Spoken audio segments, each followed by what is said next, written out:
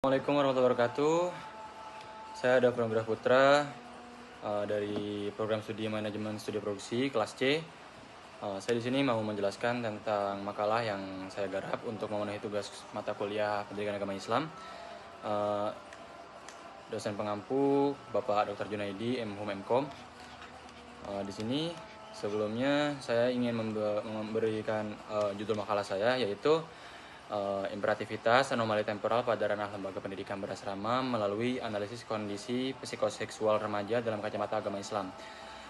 Jadi yang ingin saya kritisi di sini yaitu secara gamblang adalah perilaku menyimpang secara seksual yang terjadi pada ranah pendidikan berasrama. Imperativitas di sini menjelaskan urgensi yang perlu disorot dan dikritisi, menilik skala fenomena yang luas dan banyak terjadi namun masih kurang perhatian dari pihak tertentu. Terus anomali temporal merupakan perilaku yang bersifat menyimpang dalam tempo tertentu dan memiliki banyak kemungkinan untuk keluar darinya pada akhir masa.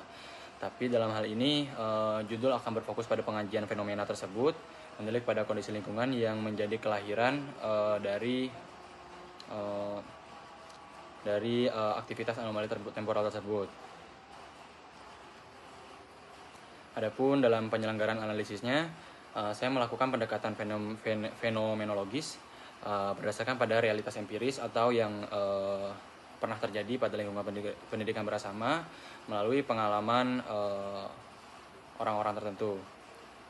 Jadi yang saya bahas di sini dalam konteks remaja pubertas tidak terjadi interaksi sehat secara psikoseksual antar lawan jenis.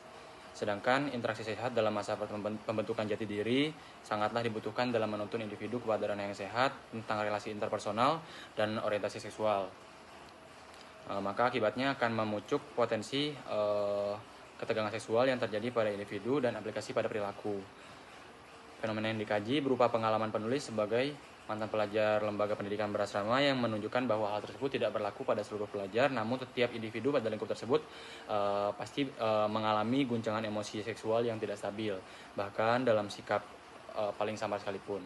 Padahalnya lembaga pendidikan beragama terutama di Indonesia memiliki image yang baik sebagai wadah ideal penyempurnaan akhlak dan moral pada ranah masyarakat spiritual teosentris.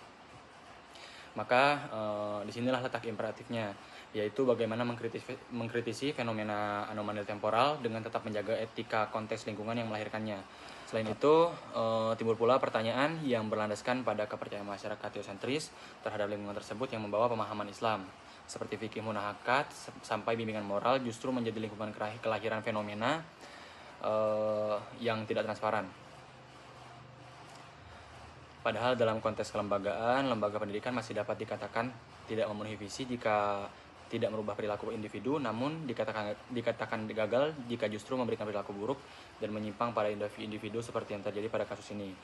Pertanyaan besarnya adalah di manakah jalan tengah penyelesaian masalah ideal jika isolasi gender total berpotensi memunculkan anomali temporal, sedangkan keterbukaan gender justru berujung pada tragedi seksual hingga pelecehan.